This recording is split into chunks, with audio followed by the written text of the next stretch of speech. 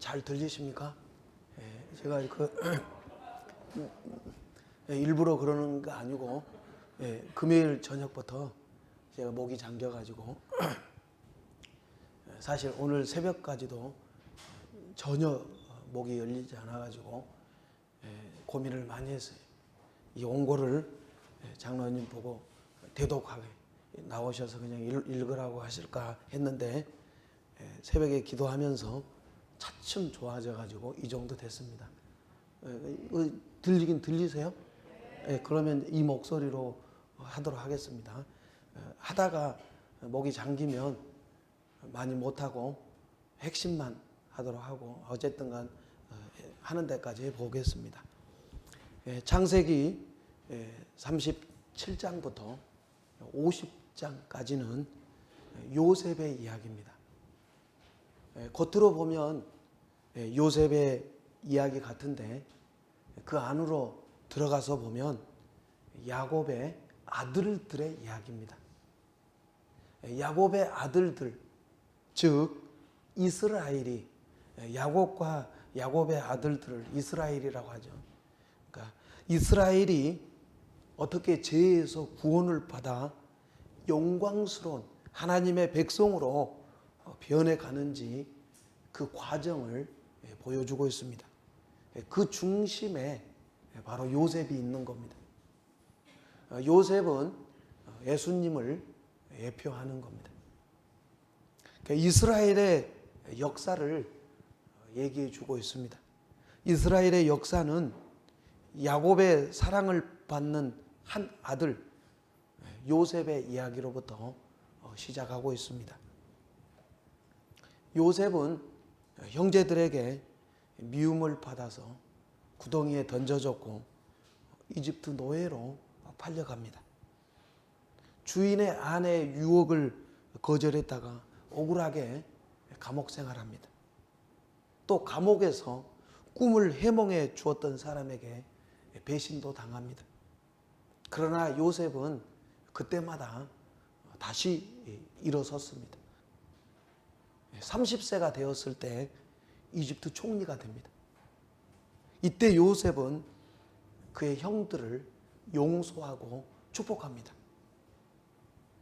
요셉의 마지막 모습은 용서와 축복의 모습으로 살아갑니다. 요셉은 성공 이후에 더 성공한 사람입니다. 요셉은 고부당하고 버려져도 극도로 부당한 취급을 당했어도 불공정하고 잘못된 고소를 당했어도 그 존재가 잊혀졌음에도 불구하고 어떤 난간 속에서도 좌절하지 않고 다시 일어선 사람이 바로 요셉입니다. 요셉이 다시 일어서서 시작할 수 있었던 것은 하나님이 요셉과 함께 하셨기 때문이다. 성경은 이것을 우리에게 알려주시는 거예요. 어떤 환경 속에서도 어떤 난간 속에서도 요셉이 다시 일어서서 시작할 수 있었던 힘은 하나님이 함께 하셨기 때문이다. 요셉은 하나님과 동행한 사람이다. 이것을 성경이 우리에게 알려주고자 하는 것입니다. 오늘 우리도 마찬가지입니다. 요셉처럼 어떤 환경 속에서도 어떤 상황 속에서도 하나님이 함께 하심으로 다시 일어서서 시작할 수 있기를 주의 이름으로 축원합니다. 창세기 37장에는 요셉의 어린 시절을 묘사하고 있습니다. 더 구체적으로 말하면 17세 그 시절, 청소년 시절을 묘사하고 있습니다. 요셉의 가정은 별로 좋은 가정 아니었습니다. 갈등과 시기와 음모가 있는 가정입니다. 겉으로 볼 때는 좋아 보이지만 실제로 요셉은 나쁜 환경에서 자랐습니다. 요셉은 그 형들에게 시기당하고 미움을 받았습니다. 오늘 본문은 요셉이 형들에게 미움을 받은 이유가 뭐냐? 세 가지로 말씀하고 있습니다. 요셉이 형들에게 미움받은 이유가 뭐냐? 세 가지. 오늘 설교 제목입니다. 첫째로 요셉이 형들의 잘못을 아버지에게 일러 바쳤기 때문입니다. 1절과 2절을 보십시오. 야곱이 가나안 땅 곧 그의 아버지가 거류하던 땅에 거주하였으니 야곱의 족보는 이러하니라. 요셉이 17세의 소년이로서 그의 형들과 함께 양을 칠 때 그의 아버지의 아내들 비라와 실바의 아들들과 더불어 함께 있었더니 그가 그들의 잘못을 아버지에게 말하더라. 이 말씀만 보면 우리가 생각할 때 요셉이 미움받을 짓 했네. 형들의 잘못을 아버지에게 고자질하는 놈, 당연히 그 미움받을 짓 아닙니까? 그러나 그렇게 성경을 해석하면 안 됩니다. 그렇지 않습니다. 여기서 형들의 잘못은 사소한 실수가 아닙니다. 여기서 잘못은 히브리어로 나아입니다. 나아. 악하다 그런 뜻이에요. 하나님 앞에서 악하다. 요셉은 형들의 악한 짓을 아버지에게 알려준 겁니다. 그러니까 형들이 한 짓은 단순한 사소한 실수가 아니에요. 악한 짓이었습니다. 하나님 앞에서 범죄 행위였습니다. 요셉은 형들의 범죄 행위를 아버지에게 알려주었던 겁니다. 우리는 이미 창세기 34장에서 요셉의 형들이 어떤 사람들인지 이미 살펴보았어요. 요셉의 형들은 어떤 사람들입니까? 야곱의 딸 디나가 세겜에 놀러 갔다가 강간을 당합니다. 야곱의 아들들은 분노했습니다. 그 분노로 세겜 사람들 다 칼로 쳐 죽였습니다. 이거는 거의 전쟁 수준입니다. 그리고 어떻게 했습니까? 약탈했습니다. 불지르고 약탈했어요. 다 재산 다 가지고 왔습니다. 그럼에도 불구하고 야곱이 아니고 요셉의 형들은 죄의식을 전혀 느끼지 못했습니다. 야곱의 아들들은 자기들에게 아무 문제가 없다고 생각했어요. 그 버릇이 어디로 가겠습니까? 요셉은 이 악인들과 생활하면서 도저히 묵과할 수 없는 그들의 죄를 본 겁니다. 성경은 요셉의 형들이 어떤 범죄를 저질렀는지 구체적으로 설명하고 있지 않습니다. 구체적으로 기록해 놓지는 않았습니다. 그러나 그들이 하는 짓은 이미 세겜에서 했던 연장선상에 있었던 것입니다. 요셉은 그들이 세겜에서 한 짓과 똑같은 짓을 하고 있는 그들의 형들의 범죄 행위를 보고 그것을 아버지 야곱에게 알려주었던 것입니다. 요셉은 그것에 동의할 수 없었던 것입니다. 요셉이 아버지 야곱에게 일러 바친 것이 무엇입니까? 형들의 사소한 실수가 아니라 그것은 분명히 범죄 행위였고 하나님 앞에서 악한 짓이었던 것입니다. 요셉은 그들의 죄에 가담하지 않았을 뿐더러 죄로 지적하는 의로운 삶을 살고자 했던 것입니다.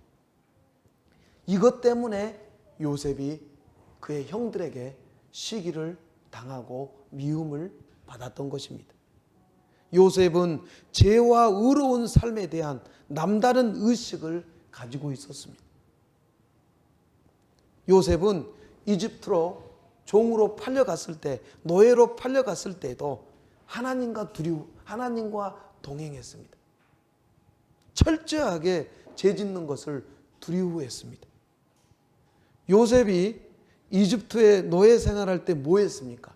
가정 총무였습니다. 주인의 회계 장부를 맡아서 아주 주인의 재산을 관리하는, 요셉이 얼마나 정직했으면 노예 생활하는 사람에게 주인의 재산을 관리하라고 맡기겠습니까? 그만큼 요셉은 정직했고 의로운 삶을 살고자 했던 거예요. 또 주인의 아내가 유혹했을 때 그 유혹을 단호히 뿌리치고 도망을 쳤습니다. 이런 것들을 생각할 때 요셉이 단순히 형들을 골탕 먹이기 위해서 작은 실수를 부풀려서 아버지께 일러 바쳤다고 생각하면 안 되는 겁니다. 오히려 요셉은 형들의 불의를 견딜 수가 없어서 이것은 하나님 앞에서 용납될 수 없다. 이것은 하나님 앞에서 죄다. 이것은 반드시 고쳐져야 된다. 그런 의미로서 아버지에게 말했던 것입니다. 우리는 이 세상에서 불신자들과 함께 어울려 살고 있습니다. 우리는 불신자들의 죄짓는 일에 결코 동참해서는 안 되는 것입니다. 에베소서 5장 11절에 너희는 열매 없는 어둠의 일에 참여하지 말고 도리어 책망하라. 세상 사람들이 죄짓는 일에 함께 동참하면 안 되는 거예요. 도리어 책망하라. 죄를 지적하고 책망해야 됩니다. 하나님 말씀에 어긋난 행동을 할 때는 단호히 거부하고 그들과 함께해서는 안 됩니다. 그리고 죄를 지적하고 책망할 수 있어야 됩니다. 성도들이 불신자들과 함께 사회생활을 하다 보면 온갖 많은 유혹을 받게 됩니다. 가서는 안 될 장소에 가자는 강요도 받게 되고 물질적인 이익을 위해서 불의한 방법을 쓰자는 유혹을 받기도 합니다. 그러나 상대가 아무리 친한 사람이라고 할지라도 아무리 많은 이익이 있다 할지라도 그것으로 인해서 직장이나 사회에서 따돌림 당한다 할지라도 죄악에 참여해서는 안 되는 것입니다. 요셉은 비록 상대가 자기 형들이었지만 그로 인해서 불이익을 받을지라도 잘못된 일에 대해서는 결국 동참하지 않았습니다. 형들의 죄를 지적하고 책망하고 그것을 아버지에게 알려주었던 것입니다.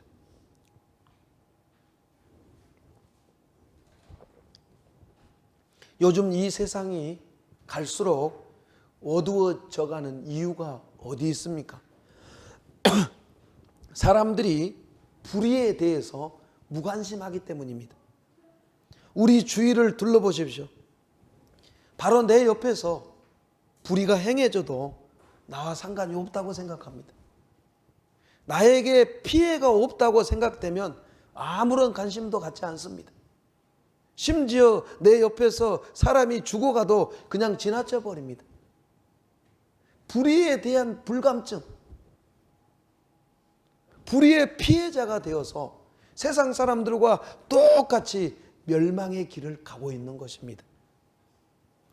성도들이 주위에서 일어나는 불의에 대해서 지나치지 않고 지적할 때 이 세상은 나아질 수가 있는 겁니다. 한 걸음 더 나아가서 교회가 세상의 부도덕과 부정부패, 정치적인 불의에 대해서 가감하게 지적하고 질책할 때 이 세상은 나아질 수가 있는 겁니다. 우리는 믿음 생활을 개인적인 차원에서만 생각하는 경향이 있어요. 내가 예배 잘 드리고 내가 기도하고 내가 전도 잘하면 내가 봉사 잘하면 된다는 식이에요. 나만 잘하면 된다는 식이에요. 그러나 예수님은 뭐라고 말씀하셨습니까? 너희는 세상의 빛이다. 너희는 세상의 소금이다. 세상의 빛이고 세상의 소금이에요. 교회의 빛이고 교회의 소금이 아니고 세상 속에서 빛이 돼야 되고 소금이 되는 거예요. 우리의 믿음을 개인적인 차원에서만 생각하면 안 돼요. 나만 예배 잘 드리고 나만 기도 많이 하면 되고 나만 전도 많이 하면 되고 나만 봉사 많이 하면 된다. 그렇게 생각하면 안 됩니다. 이 세상 속에서 진리를 비춰야 되고 썩고 부패한 이 세상 속에서 소금의 역할을 감당해야 되는 거예요. 요셉이 한 일이 바로 그거예요. 불의를 용납하지 않습니다. 죄를 용납하지 않습니다. 하나님이 우리에게 맡기신 이웃과 사회를 향한 책임을 감당해야 됩니다. 불의가 행해질 때는 절대로 침묵해서는 안 됩니다. 그것을 지적하고 책망하고 바로 잡아야 되는 거예요. 그게 교회의 책임인 겁니다. 세상에서 불의가 일어나고 있을 때 교회는 침묵하고 있으면 안 되는 거예요. 세상의 죄를 거부하고 세상과 타협하지 말아야 됩니다. 예수님 뭐라고 말씀하셨습니까? 마태복음 5장 6절에 의에 줄이고 목마른 자는 복이 있나니 그들이 배부를 것이며, 이 배부르다는 말은 하나님의 이로가 있다는 거예요. 의에 줄이고 목마른 사람에게 하나님의 이로하심이 있는 겁니다. 요셉은 어떤 사람입니까? 의에 줄이고 목마른 사람이었습니다. 요셉이 미움을 받은 이유, 두 번째 이유입니다. 야곱이 요셉을 너무 사랑해서 채색 옷을 만들어 입혔기 때문입니다. 3절과 4절을 보십시오. 요셉은 노년에 얻은 아들이므로 이스라엘이 여러 아들보다 그를 더 사랑함으로 그를 위하여 채색 옷을 지었더니 그의 형들이 아버지가 형들보다 그를 더 사랑함을 보고 그를 미워하여 그에게 편안하게 말할 수 없었더라. 3절과 4절 말씀만 보면 야곱이 요셉을 너무 편애한 거 아니냐, 그러니까 미움 받을 짓 했네, 그렇게 생각할 수 있습니다. 그러나 그렇지 않습니다. 이 빌하, 요셉과 함께 했던 형들이 누굽니까? 빌하나 실바의 아들들입니다. 첩의 아들들이에요. 빌하나 실바의 아들들과 요셉 사이에는 분명한 차이가 있었습니다. 요셉은 본초의 아들입니다. 빌하와 실바의 아들들은 첩의 아들로서 야곱의 아들로 입양된 사람이에요. 본초의 아들이 아니기 때문에 입양이라는 절차를 걸쳐서 야곱의 아들이 된 사람들입니다. 모두 야곱의 아들인 것은 사실이지만 자격이 같지가 않습니다. 야곱은 본초의 아들인 요셉을 구별해서 사랑해야 할 이유가 있었고 권리가 있었던 것입니다. 빌하와 실바의 아들들은 야곱의 아들로 인정받는 것 그 자체만으로 만족했어야 되는 겁니다. 그러나 그들은 요셉을 시기했습니다. 요셉을 미워했습니다. 왜요? 요셉보다 더 높은 위치를 차지하고자 했던 것입니다. 아브라함 때에도 이와 비슷한 사건이 있었어요. 아브라함 때. 아브라함의 아들 누구? 이스마엘. 이스마엘은 아브라함의 아들이었지만 첩의 아들이었습니다. 입양된 거예요. 입양된 거. 본처가 아니면 다 입양의 방식으로 아들이 되는 겁니다. 첩의 아들인 이스마엘은 본처의 아들인 이삭을 시기했습니다. 미워했습니다. 본처의 아들인 이삭에게 많은 고통과 상처를 주었습니다. 결국 어떻게 되었습니까? 이스마엘은 아브라함 집에서 쫓겨났습니다. 이스마엘이 아브라함 집에서 쫓겨난 이유는 단순한 첩의 아들이 아니었기 때문입니다. 그것 때문이 아니에요. 이삭을 인정하지 않은 거예요. 분명히 이삭은 말씀으로 태어난 사람이에요. 하나님의 약속에 의해서 태어난 사람이에요. 그래서 하나님의 복은 이삭을 통해서 주어지는 거예요. 아브라함과 이삭과 야곱, 이 계보가 이렇게 되는 거예요. 그런데 이스마엘은 이삭을 인정하지 않고 자기가 이삭보다 더 높아지려고 했던 거예요. 그렇기 때문에 쫓겨난 겁니다. 이스마엘이 아브라함 집에서 쫓겨나지 않으려면 어떻게 해야 됩니까? 이삭을 인정하고 이삭을 통해서 하나님 앞에 나아가고 이삭을 통해서 은혜 받고 이삭을 통해서 말씀을 들었더라면 얼마든지 아브라함의 집에서 살 수 있었던 것입니다. 그러나 이스마엘은 이삭을 인정하지 않았습니다. 오히려 미워하고 시기하고 괴롭혔습니다. 그래서 결국 아브라함 집에서 쫓겨났던 겁니다. 이 야곱의 아들들은 이미 악한 죄를 저지른 사람들이에요. 그들은 야곱의 아들이라는 것 그 자체만으로 만족했어야 됩니다. 그러나 요셉보다 더 높아지려고 했고 더 큰 자리를 차지하려고 했던 것입니다. 그래서 요셉을 미워하게 되었던 것입니다. 우리 주변을 보면 하나님 앞에 능력 있게 쓰임받는 사람들이 있어요. 우리는 그 사람들을 쉬게 하지 말아야 됩니다. 우리가 받을 은혜는 따로 있어요. 내가 예수님 믿고 구원 받은 거 감사하면서 나에게 맡겨진 일에 충성을 다하면 내가 받을 은혜는 따로 있는 것입니다. 가끔 우리 주변을 보면 신앙생활도 별로 그렇게 적극적으로 안 하고 시원찮게 하는 것 같은데 하는 일도 잘 되고 은혜 많이 받고 축복받는 것을 볼 때가 있어요. 나는 열심히 봉사하고 기도도 많이 하는데 그 사람에 비해서 축복을 덜 받는다는 느낌이 들 때 있어요. 그럴 때 시기하지 말아야 돼요. 내가 받을 은혜가 따로 있고 그 사람이 받을 은혜 따로 있는 겁니다. 중요한 것은 하나님의 은혜는 무한합니다.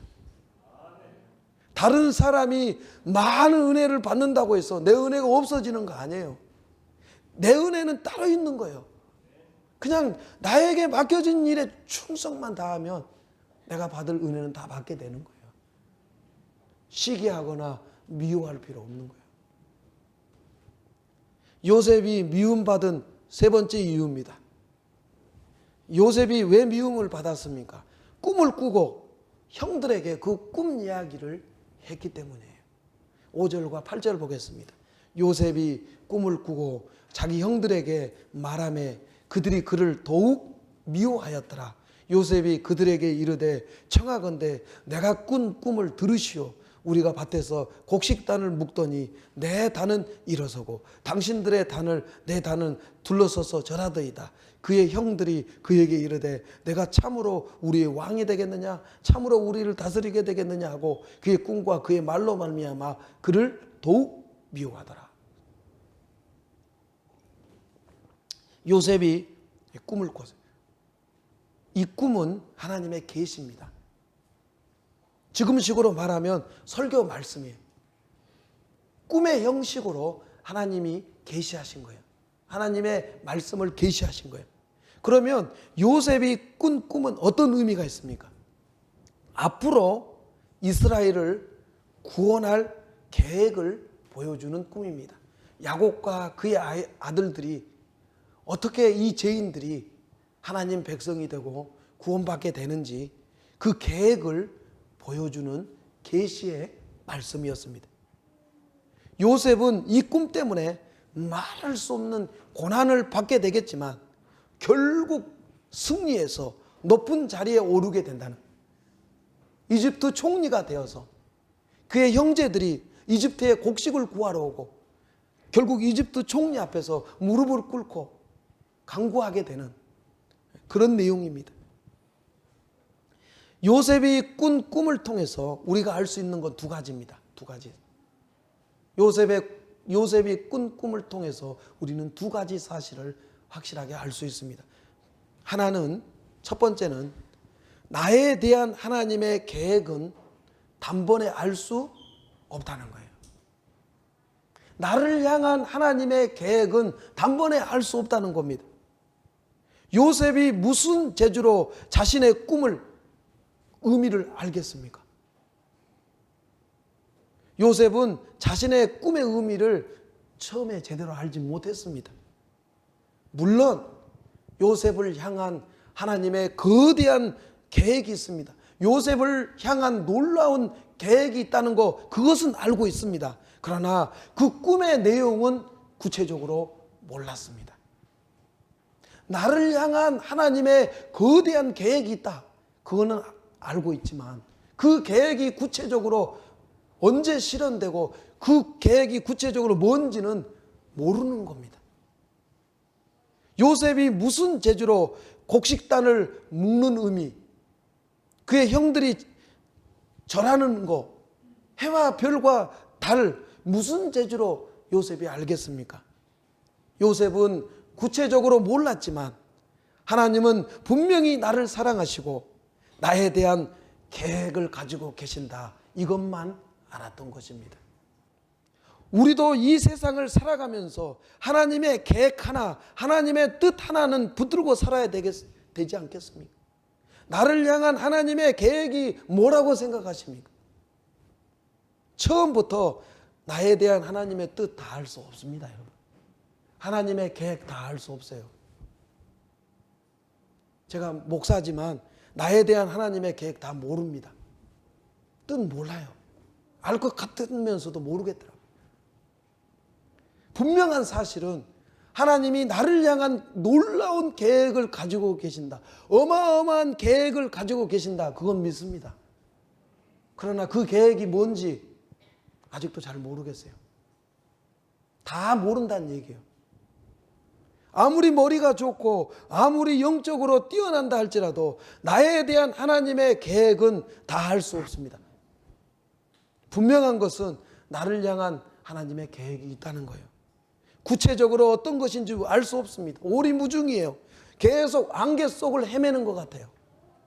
그러나 하나님 말씀을 점점 알아가고 하나님의 은혜를 점점 받다 보면 어느 순간에 하나님의 거대한 뜻들이 계획이 조금씩 보이기 시작해요. 조금씩. 한꺼번에 다 보이는 게 아니고 조금씩 보이기 시작해요. 그래서 우리가 이런 찬양을 부르게 되는 거예요. 제가 목이 좋으면 할 텐데 읽어드리겠습니다. 은혜 아니면 살아갈 수가 없네. 호운마저도 다 주의 것이니 세상 평안과 위로 내게 없어도 예수 오직 예수뿐이네. 크신 계획 다 볼 수도 없고 작은 고난에 지쳐도 주께 묶인 나의 모든 삶 버티고 견디게 하시네. 정확해요. 크신 계획 다 볼 수도 없고 알 수도 없어요. 그러나 분명한 것은 내 삶이 주께 묶여 있다는 거예요. 내 삶이 주님의 손 안에 있다는 거예요. 나를 향한 하나님의 놀라운 계획이 있다는 거예요. 어떤 분은 에이 나는 아닐 거야. 아니에요. 우리 성도 한 사람 한 사람, 심지어 어린아이 한 사람 한 사람, 모든 하나님의 백성 한 사람 한 사람을 향한 하나님의 놀라운 계획이 있습니다. 여러분 믿으시기 바랍니다. 그것이 지금 내 눈에 다 보이지 않고 다 알 수는 없지만 분명히 하나님의 때가 되면 나를 통해서 반드시 이루어질 줄 믿습니다. 말씀을 깨닫고 은혜를 받으면 받을수록 나를 향한 하나님의 뜻이 조금씩 보이기 시작할 거예요. 어떤 분은 한꺼번에 보여주는 사람도 있을 거예요. 그러나 대부분 조금씩 보여줘요. 하루하루 살아가다 보면 결국에는 하나님의 뜻이 이루어질 줄 믿습니다. 또 하나는 하나님의 뜻이 이루어지기 위해서는 반드시 고난의 터널을 통과해야 된다는 거예요. 고난을 통과해야 됩니다. 요셉은 무엇 때문에 미움받았습니까? 꿈 때문에. 무엇 때문에 노예로 팔려갔습니까? 꿈 때문에. 무엇 때문에 감옥에 들어갔습니까? 꿈 때문에. 하나님 나라에서 높아지려면 반드시 낮아져야 됩니다. 이게 하나님 나라의 원리예요, 원리. 하나님 나라에서 가장 높아질 수 있는 사람은 인생의 가장 밑바닥까지 내려간 사람들이에요. 우리 주일학교 학생들, 중고등부 학생들 오늘 잘 들으세요. 하나님 나라에서는 공부 잘하고 사업 잘해서 높아지는 경우 없습니다. 그것은 세상 나라의 특징이에요. 하나님 나라는 요셉처럼 꿈 때문에 말씀 때문에 온갖 고난을 받은 사람이 결국 높아지는 거예요. 고난을 통과한 사람이 높아지는 거예요. 고난을 통과 없이, 고난 없는 영광 없어요. 십자가 없는 영광 없는 거예요. 이게 하나님 나라의 원리입니다.